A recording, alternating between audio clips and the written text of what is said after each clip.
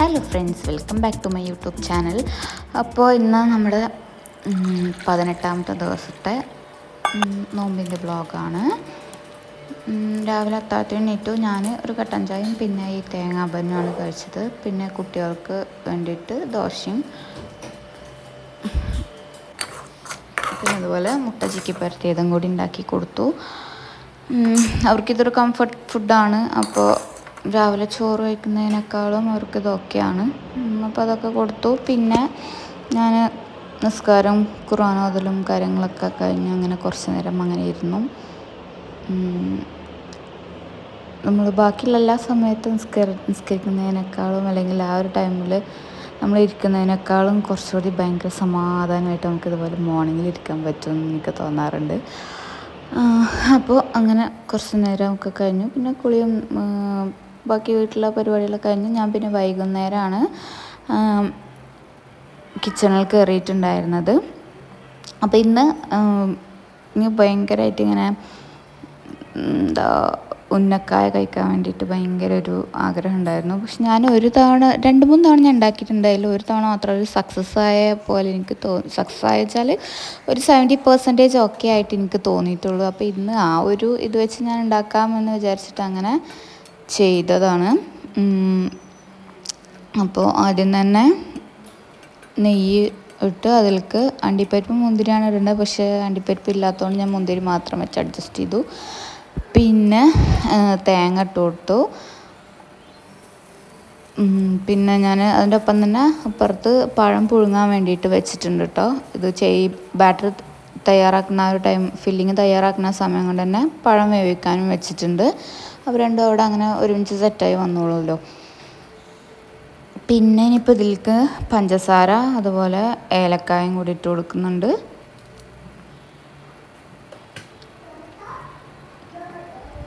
ഇത് നന്നായിട്ടൊന്ന് മിക്സ് ചെയ്തിട്ടൊരു ചെറിയൊരു ബ്രൗൺ കളർ ആവണ വരെ ഞാൻ ചെയ്തെടുത്തിട്ടുണ്ട്. ഈ തേങ്ങ ഒന്ന് അങ്ങനെ ഒരു സോഫ്റ്റ് ഇതായിട്ടുള്ള ഇങ്ങനെ മുരിപ്പ് ആവുന്ന ഒരു ലെവൽ വരെ, എന്നാലാണ് ഒന്നുകൂടി കഴിക്കാൻ ടേസ്റ്റ് എനിക്ക് തോന്നാറ്. ചിലരിങ്ങനെ ജസ്റ്റ് ഒന്നിങ്ങനെ മിക്സ് ചെയ്തെടുക്കാറുണ്ടാവുക.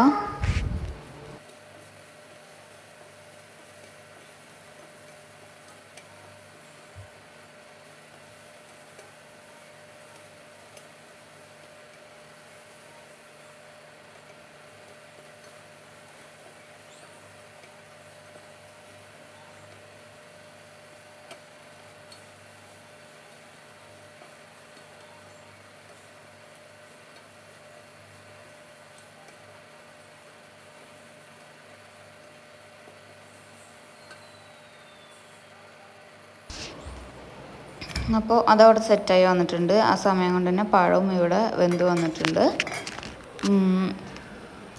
ഞാൻ 2 പഴമാണ് എടുത്തിട്ടുള്ളത്. അതിലേക്ക് ഈ ഒരു ചെറിയ ക്വാണ്ടിറ്റിയിലുള്ള എന്താ പറയുക തേങ്ങയും കൂടിയാണ് എടുത്തിട്ടുള്ളത്. അപ്പോൾ ഇനി നമ്മൾ ഇന്ന് ചെയ്യാൻ പോകുന്നത് ഒരു ബന്നിൻ്റെ ഉള്ളിൽ ഇങ്ങനെ എഗ്ഗ് വെച്ചിട്ടുള്ളൊരു പരിപാടിയാണ്. ഇത് റീൽസിലെങ്ങനെ കണ്ടിട്ട് കിട്ടിയൊരു റെസിപ്പിയാണ്. അപ്പോൾ ചെയ്ത് നോക്കാമെന്ന് വിചാരിച്ചു. ഇത് പക്ഷെ ഞാൻ അത്ര കൊണ്ടൊരു ഭയങ്കര സക്സസ് ആവും എന്നുള്ള രീതിയിലൊന്നും അല്ല ചെയ്തത്. പക്ഷേ ഇത് അടിപൊളിയായിരുന്നു കേട്ടോ. നിങ്ങൾ ആരെങ്കിലും ചെയ്യാത്തുണ്ടെങ്കിൽ ഒന്ന് ട്രൈ ചെയ്ത് നോക്ക്, നല്ല ടേസ്റ്റ് ഉണ്ടായിരുന്നു. അപ്പോൾ ഒരെണ്ണം ഞാനിതുപോലെ തേങ്ങാ ചമ്മന്തിയുടെ ഫില്ലിങ് വെച്ചിട്ട് അതായത് ഒരു മുട്ട 2 പീസാക്കിയിട്ട് അതിൽ ഞാൻ തേങ്ങാ ചമ്മന്തിയുടെ ഫില്ലിങ് വെച്ചിട്ടുണ്ട്. ചീസും കൂടി മിക്സ് ചെയ്തിട്ട് വെച്ചിട്ടുണ്ട്. ബാക്കിയുള്ളതിൽ ആ എഗ്ഗ് യോക്കും പിന്നെ അതിൻ്റെ മീതെ ചീസ് മാത്രം അങ്ങനെ ചെയ്തിട്ടുള്ളത്. ഇനി ബണ്ണെടുത്തിട്ട് ഇങ്ങനെ ബാക്കിൽ ചെറിയൊരു ഹോൾ ഉണ്ടാക്കിയിട്ട് അതിൻ്റെ ഉള്ളിൽ ഈ എഗ്ഗ് വെച്ച് കൊടുത്തിട്ട് ആ പീസ് കൊണ്ട് തന്നെ അത് മൂടിയിട്ട് ഒന്ന് ജസ്റ്റ് പ്രസ് ചെയ്ത് അത് ഓക്കെ ആവും. എന്നിട്ട് കോഴിമുട്ടയിൽ ഉപ്പും കുരുമുളക് പൊടിയും ഇട്ട് കൊടുത്തിട്ട് അങ്ങനെ സെറ്റ് ചെയ്ത് വെക്കുക. എന്നിട്ട് ഒരു പാനിലേക്ക് ഇതുപോലെ നെയ്യോ എന്തെങ്കിലും അങ്ങനത്തെ വെളിച്ചെണ്ണ അങ്ങനെ എന്തെങ്കിലും ഉപയോഗിക്കാം. നെയ്യാണ് കുറച്ചുകൂടി ടേസ്റ്റ്. എന്നിട്ട് ഈ ബന്നിങ്ങനെ കോഴിമുട്ടയിൽ മുക്കിയിട്ട് അതിലേക്ക് വെച്ച് കൊടുക്കുക. എന്നിട്ട് അപ്പുറം ഒന്ന് ജസ്റ്റ് മറിച്ചിട്ട് കൊടുക്കുക. അപ്പോൾ നമ്മൾ ആ ബാക്കിൽ നിന്ന് ഇങ്ങനെ പൊളിച്ച് മാറ്റിയ ഭാഗമൊക്കെ ഒട്ടിക്കോളും ഈ ഒരു മുട്ടയിൽ ഇങ്ങനെ മിക്സ് ചെയ്ത് വെച്ചാൽ. അപ്പോൾ പിന്നെ അതിൻ്റെ ഉള്ളിൽ നിന്ന് ആ കോഴിമുട്ട തിരിച്ച് പോരുക അങ്ങനത്തെ പരിപാടിയൊന്നും ഉണ്ടാവില്ല. പക്ഷെ ഇത് അടിപൊളിയായിരുന്നു കേട്ടോ. നിങ്ങൾ എന്തായാലും ട്രൈ ചെയ്ത് നോക്കുക. പിന്നെ ഉന്നക്കായ. ഇതുവരെ എല്ലാം സെറ്റായിരുന്നു. പക്ഷേ അവസാനം അതെന്താണ് അതിന് പറ്റിയത് എനിക്കറിയില്ല. പക്ഷെ കഴിക്കാൻ ടേസ്റ്റ് ഉണ്ടായിരുന്നു. പക്ഷെ ആ ഒരു ഷേപ്പ് കറക്റ്റായിട്ട് വന്നില്ല. എനിക്ക് തോന്നുന്നു പഴം വേവ് കൂടിയത് കൊണ്ടാണോ എനിക്ക് കറക്റ്റ് അറിയില്ല. ഇനി എൻ്റെ താത്താക്ക് നന്നായിട്ട് ഉണ്ടാക്കാൻ അറിയാം എന്നാണ് തോന്നുന്നത്. അപ്പോൾ ഞാൻ താത്ത വരുമ്പോൾ നന്നായിട്ട് ഒരിക്കൽ ഉണ്ടാക്കി നോക്കും. അങ്ങനെ പിന്നെ നമ്മൾ കുറച്ച് ഉരുളൻകിഴങ്ങ് പൊരിച്ചിട്ടുണ്ടായിരുന്നു. പിന്നെ ഇക്കാക്ക് വേണ്ടിയിട്ട് മുളക് ബജി ഉണ്ടാക്കിയിട്ടുണ്ടായിരുന്നു. അപ്പോൾ ഇതൊക്കെയാണ് ഇന്നത്തെ ഐറ്റംസ്. പിന്നെ നമ്മൾ നോമ്പ് തുറ കഴിഞ്ഞിട്ട് നേരെ കുട്ടികൾക്ക് ഡ്രസ്സ് എടുക്കാൻ വേണ്ടിയിട്ട് പോയിട്ടുണ്ടായിരുന്നു. ഡ്രസ്സ് എടുക്കാൻ പോയി. അവിടെ നിന്ന് ഇതാ കുറേ ടോയ്സ് ആയിട്ടാണ് ഇയാൾ വന്നിട്ടുള്ളത്. കുറച്ച് ഡെയിലി വെയേഴ്സും പിന്നെ അതുപോലെ പെരുന്നാളിനുള്ള ടോപ്പും എടുക്കാനായിരുന്നു. പിന്നെ ഇന്ന് ചോറും മീൻകറിയും മീൻ പൊരിച്ചതുമാണ്.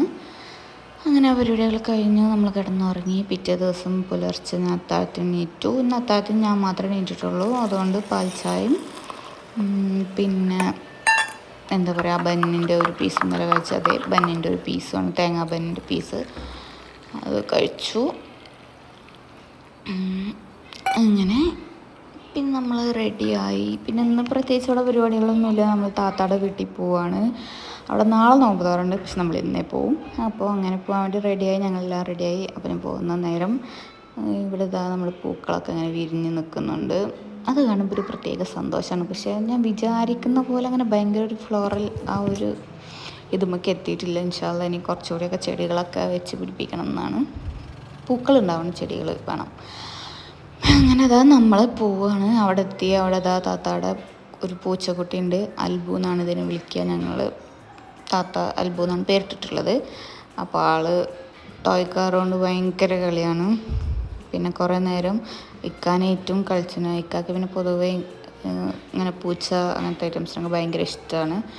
അപ്പോൾ അതിനായിട്ട് കുറേ നേരം കളിച്ചിരുന്നു. പിന്നെ ഇക്ക പോയി ഞങ്ങളവിടെ ആക്കിയിട്ട്.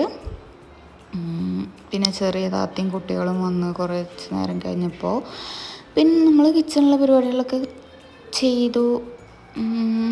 മുട്ട ബജ്ജി, പിന്നെ എന്തായിരുന്നു മുളക് ബജ്ജി, അങ്ങനെ കുറച്ച് സമൂസ, അങ്ങനെ കുറച്ച് ഐറ്റംസ്. പിന്നെ ഇന്ന് ചെമ്മീനും കൂന്തളും പൊരിച്ചിട്ടുണ്ടായിരുന്നു. ചട്ടിയിലാണ് വെച്ചത്. അപ്പോൾ അതതിന് എടുത്തിട്ട് ആ എണ്ണയിൽ ഇങ്ങനെ ചോറ് കുഴച്ചിട്ട് താത്ത ഞങ്ങൾക്ക് എല്ലാവർക്കും തന്നു. അതൊരു പ്രത്യേക ഫീലായിരുന്നു.